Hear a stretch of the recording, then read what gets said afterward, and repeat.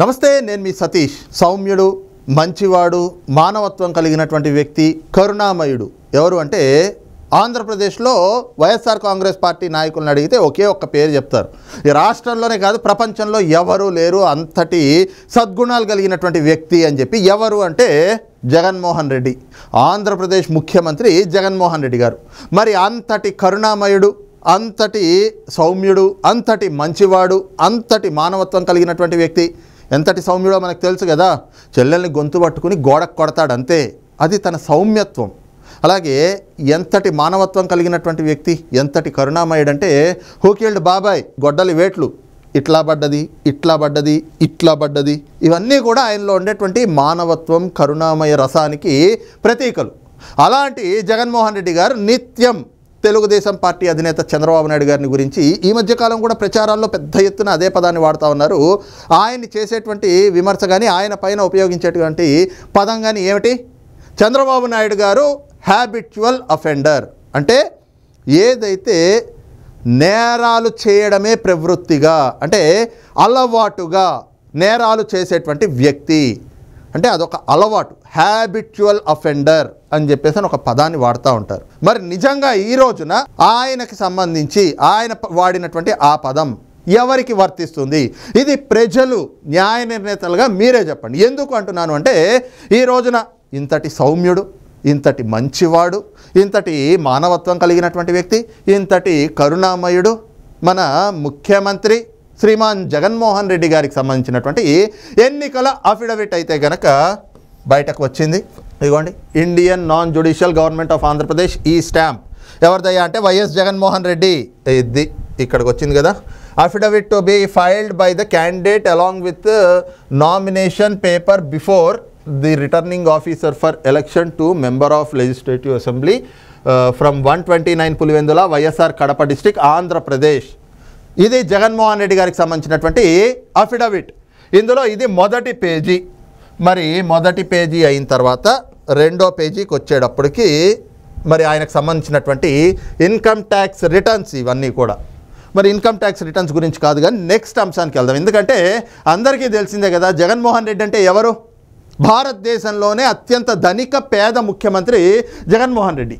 ఆయన మరి ఏ విధమైనటువంటి ధనిక పేద ముఖ్యమంత్రి అందరికీ తెలుసు కాబట్టి ఇన్కమ్ ట్యాక్స్ రిటర్న్స్ కాదు. కానీ ఇకపోతే ఆయనకు సంబంధించి రెండో పేజీకి వచ్చేటప్పటికి, రెండు పేజీలో సొహం పేజీ నుంచి అంటే 1.5 పేజీ మాత్రం ఆయన ఇన్కమ్ ట్యాక్స్ రిటర్న్స్, ఆయన పర్సనల్ వివరాలు ఉన్నాయి. కానీ రెండో పేజీకి వచ్చేటప్పటికి ఇక్కడి నుంచి అసలు కీలకమైనటువంటి అంశం ఏమిటి అంటే, అఫిడవిట్ దాఖలు చేసేటువంటి సమయంలో అందులో మన పైన ఉన్నటువంటి క్రిమినల్ కేసులు కూడా దాఖలు చేయాలి కదా.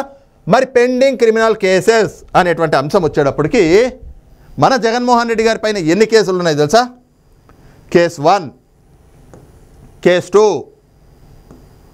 Case 3, case 4, case 5, case 6, case 7,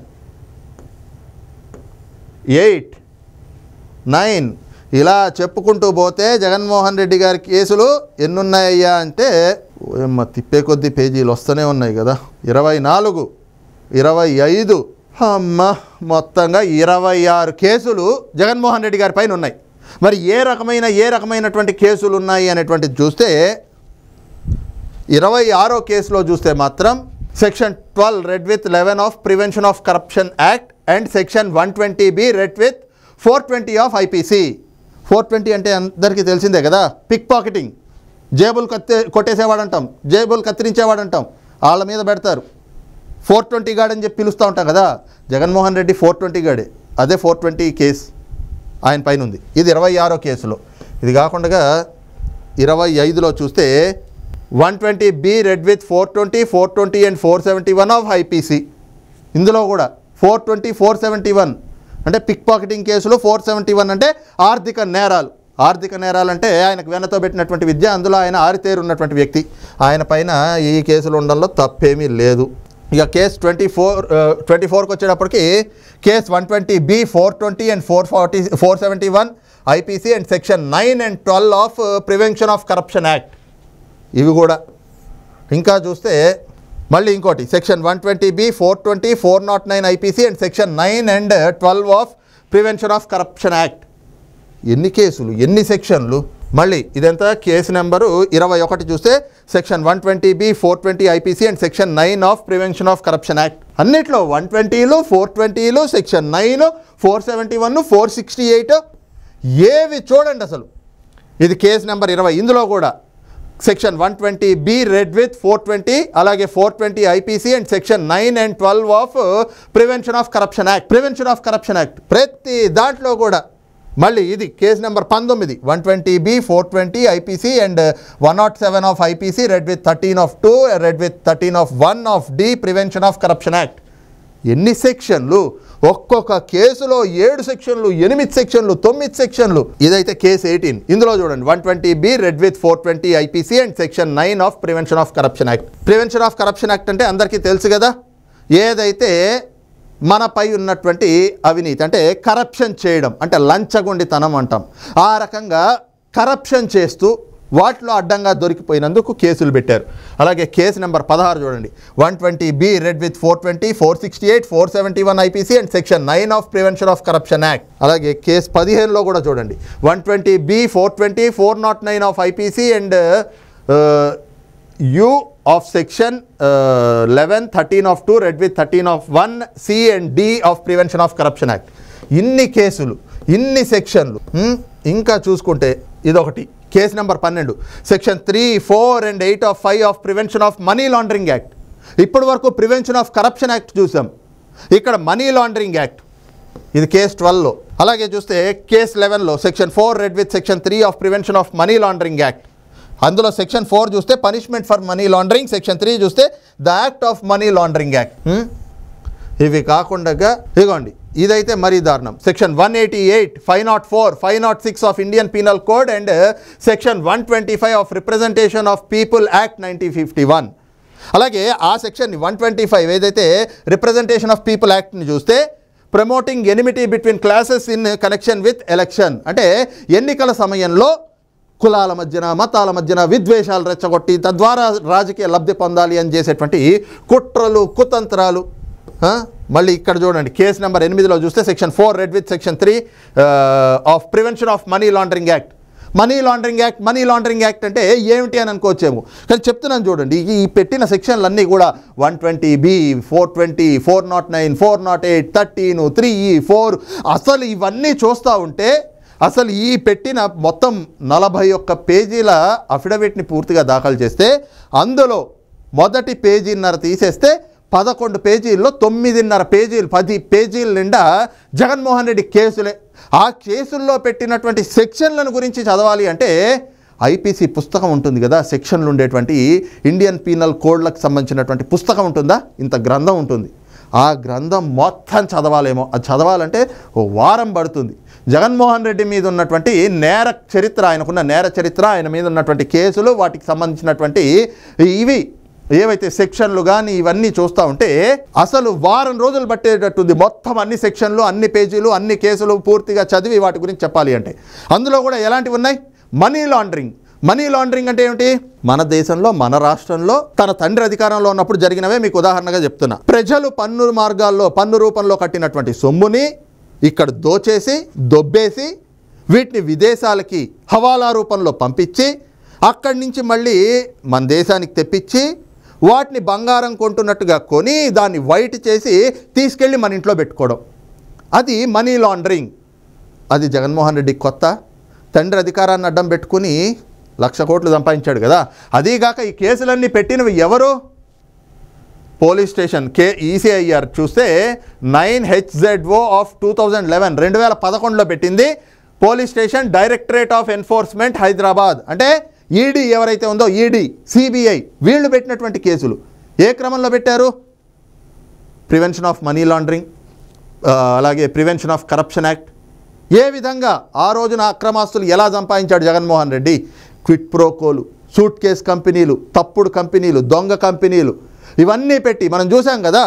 quid pro quo, ఆయాచిత లబ్ధి చేకూర్చడం ఎవరికో ఒకళ్ళకి, వాళ్ళ ద్వారా ఈయన సంస్థలు ఏవైతే ఉంటాయో, ఈ సూట్ కేస్ కంపెనీలు ఏవైతే పెట్టాడో ఆ కంపెనీ ఉండదు, షెల్ కంపెనీ, అన్నీ కూడా డొల్ల కంపెనీలు, షెల్ కంపెనీలు, డొల్ల కంపెనీలు, సూట్ కేస్ కంపెనీలు పెట్టడం. వాటిలో 10 రూపాయలు ఉన్న షేర్ని, ఇవాళ సాక్షి పత్రిక, సాక్షి ఛానలే ఉంది కదా, రూపాయలు ఉన్నటువంటి షేర్ని వేరే వాళ్ళకి ఎక్కడో SEZ భూములు అని చెప్పేసి అని అవన్నీ వాళ్ళకి కట్టబెట్టారు. వాళ్ళ ద్వారా ఈ రోజున ఏదైతే ఈయనకున్నటువంటి సాక్షి ఛానల్లో రూపాయలు విలువ చేసే షేర్ని 1500 రూపాయలకి కొనుగోలు చేయించాడు. అంటే అధికారాన్ని అడ్డం పెట్టుకుని అధికారాన్ని దుర్వినియోగం చేస్తూ వేరే తన అనుచరులకి తనకి అనుకూలంగా ఉన్నటువంటి వ్యక్తులకి ఆయాచిత లబ్ధి చేకూరుస్తూ వాళ్ళ ద్వారా తన సంస్థల్లోకి పెట్టుబడులు పెట్టించుకోవడం. ఇది క్విట్ ప్రో కో. ఈ పనులన్నీ జగన్మోహన్ రెడ్డి చేసినవే కదా.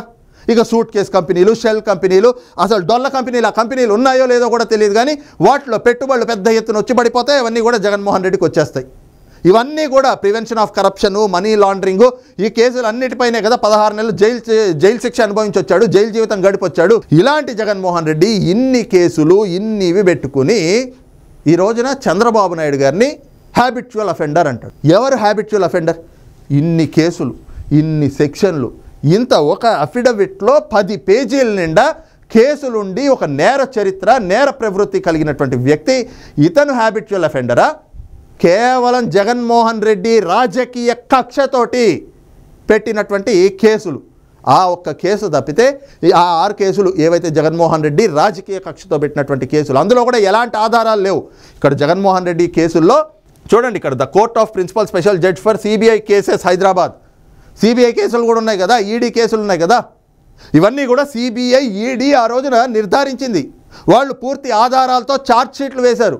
కానీ చంద్రబాబు నాయుడు గారి పైన పెట్టిన కేసులో ఒక్క దాంట్లో అయినా ఛార్జ్ షీట్ దాఖలైందా? ఒక్క దానికైనా ఆధారాలు ఉన్నాయా? జగన్మోహన్ రెడ్డి పెట్టినటువంటి కేసులు తప్పితే ఏవైనా కూడా ఉన్నాయా? ఏమీ లేవు. కాబట్టి అందుకే ప్రజలు కూడా ఆలోచించాలి, ఎవరు హ్యాబిచువల్ అఫెండర్? జగన్మోహన్ రెడ్డా, చంద్రబాబు నాయుడు గారా? ఇన్ని కేసులు, ఇంత నేర ప్రవృత్తి కలిగి 43,000 కోట్ల రూపాయలు ఆల్రెడీ ED అటాచ్మెంట్ చేసింది జగన్మోహన్ రెడ్డి ఆస్తులు కదా, చంద్రబాబు నాయుడు గారివి కాదు కదా. చంద్రబాబు నాయుడు గారి మీద జగన్మోహన్ రెడ్డి పెట్టిన తప్పుడు కేసులు తప్పితే ఇలాగ ఏమైనా కేసులు ఉన్నాయా? ఒక్కటైనా చూపించగలరా? ఇప్పుడు చెప్పండి. జగన్మోహన్ రెడ్డి కూడా ఇప్పుడు చెప్పాలి, వైఎస్ఆర్ కాంగ్రెస్ పార్టీ నాయకులు కూడా ఇప్పుడు చెప్పాలి ఎవరు హ్యాబిచువల్ అఫెండర్. అదే సమయంలో ఏదైతే ఈ రోజున ఎన్నికల సంఘం కూడా, ఎందుకంటే ఎన్నికల సంఘం అని ఎందుకు అంటా ఉన్నామంటే ఇప్పటికే ఎన్నికల సంఘం అనేక కీలకమైనటువంటి నిర్ణయాలు తీసుకుంటా ఉంది.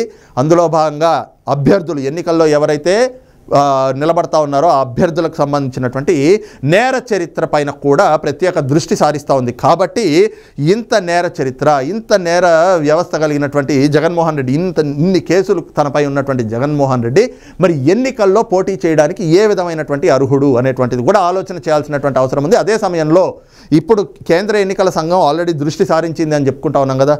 ఏదైతే తమపై ఉన్నటువంటి కేసులు, లేదంటే కనుక ఏదైనా రాజకీయ పార్టీ, ఆ పార్టీ అధినేత తనపై తాను ఎవరినైనా కూడా నేర ప్రవృత్తి కలిగినటువంటి వ్యక్తుల్ని ఎంపిక చేస్తే, వాళ్ళకి టికెట్ ఇస్తే ఎందుకు ఇచ్చాడు అనేటువంటిది వాళ్ళకు ఉన్నటువంటి సోషల్ మీడియా మాధ్యమం కానీ, లేదంటే కనుక ఏదైనా పత్రికా ముఖంగా కానీ, ఏదైనా ఛానల్ ముఖంగా కానీ వాళ్ళు ఎందుకు వాళ్ళకి టికెట్ ఇచ్చారు అనేటువంటిది చెప్పాలి అంటూ కూడా ఒక నిబంధనను తీసుకొచ్చింది. మరి ఈ క్రమంలో ఈ రోజున వైసీపీ పార్టీలో అందరూ వాళ్లే కదా, ఎవరుంటారు? హ్యాబిచువల్ అఫెండర్సే ఉంటారు కదా వైసీపీలో. అసలు ఆ పార్టీ అధినేత జగన్మోహన్ రెడ్డే హ్యాబిచువల్ అఫెండర్ కదా. ఆయన మిగతా వాళ్ళని అంటాడు కానీ ఆయనే హ్యాబిచువల్ అఫెండరు. ఇన్ని కేసులు ఉన్నాయి, ఇంత అవినీతి చేశాడు, ఎప్పటికప్పుడు దొబ్బేయడం, దాచుకోవడం, దొబ్బేయడం, దోచుకోవడం, దాచుకోవడం, ఇవే కదా జగన్మోహన్ రెడ్డికి తెలిసింది. మరి ఈ ప్రవృత్తి కలిగిన ఈ వ్యక్తిని, ఇన్ని కేసులు తన ముడ్డి కింద పెట్టుకున్నటువంటి ఈ వ్యక్తిని హ్యాబిచువల్ అఫెండర్ అంటారా? తప్పుడు కేసులు, పెట్టుడు కేసులతోటి ఆయన 53 రోజులు జైల్లో పెట్టి చంద్రబాబు నాయుడు గారిని ఈ రోజున జగన్మోహన్ రెడ్డి హ్యాబిచువల్ అఫెండర్ అంటాడు. వైఎస్ఆర్ కాంగ్రెస్ పార్టీలో ఉండేటువంటి నాయకులంతా ఎవరు? చీటింగులు చేసేవాళ్ళు, 420 గాళ్లే కదా, పిక్ పాకెటింగ్ గాళ్లే కదా. అలాగే వైసీపీలో ఉండేటువంటి వాళ్ళందరూ ఎవరు? మర్డర్లు చేసేవాళ్ళు, మానభంగాలు చేసేవాళ్ళు, బట్టలు ఓడ తీసుకుని జిమ్ములు చేసేవాళ్ళు, వీళ్ళే కదా ఉంది. వీళ్ళు కాకుండా ఇంకెవరన్నా ఉన్నారా? వాళ్ళు కదా హ్యాబిచువల్ అఫెండర్స్.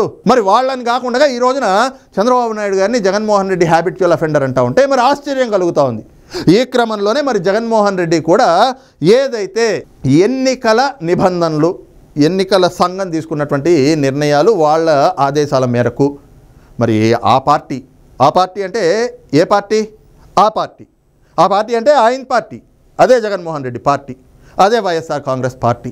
ఆ పార్టీ మరి ఈ రోజున జగన్మోహన్ రెడ్డిని, లేదంటే ఆయనకున్నటువంటి నేర చరిత్ర ఉన్నటువంటి నాయకులు మిగతా వాళ్ళందరికీ కూడా ఆ పార్టీ, అది ఇందాక చెప్పుకున్నాం కదా, ఆ పార్టీ అందరికీ తెలిసిందే కదా, ఆ పార్టీ దిక్కుమాలిన పార్టీ వైఎస్ఆర్ కాంగ్రెస్ పార్టీ మరి ఏ విధంగా టికెట్లు ఇస్తోంది అనేటువంటిది కూడా ఇప్పుడు ఎన్నికల సంఘం పెట్టినటువంటి నిబంధన ప్రకారంగా వైఎస్ఆర్ కాంగ్రెస్ పార్టీ బహిర్గతం చేయాల్సినటువంటి అవసరం కూడా ఏర్పడింది. మరి ఈ క్రమంలోనే ప్రజల్ని కూడా ఒకటే అడుగుతా ఉన్నాను, మరి హ్యాబిచువల్ అఫెండర్ అంటూ జగన్మోహన్ రెడ్డి ఏదైతే చంద్రబాబు నాయుడు గారిని అంటా ఉన్నాడో ఈ అంశంలో మరి ఎవరు హ్యాబిచువల్ అఫెండర్ అనేటువంటిది కూడా ప్రజలే నిర్ణయించాలి. దీనిపైన మీ అభిప్రాయం ఏమిటనేటువంటిది కూడా కింద కామెంట్ సెక్షన్లో మెన్షన్ చేయండి. ఎవరు హ్యాబిచువల్ అఫెండర్ అనేటువంటిది కూడా మర్చిపోకుండా వాళ్ళ పేరుతో పాటు వీళ్ళే హ్యాబిచువల్ అఫెండర్ అనేటువంటిది కూడా కింద కామెంట్ సెక్షన్లో మెన్షన్ చేయండి.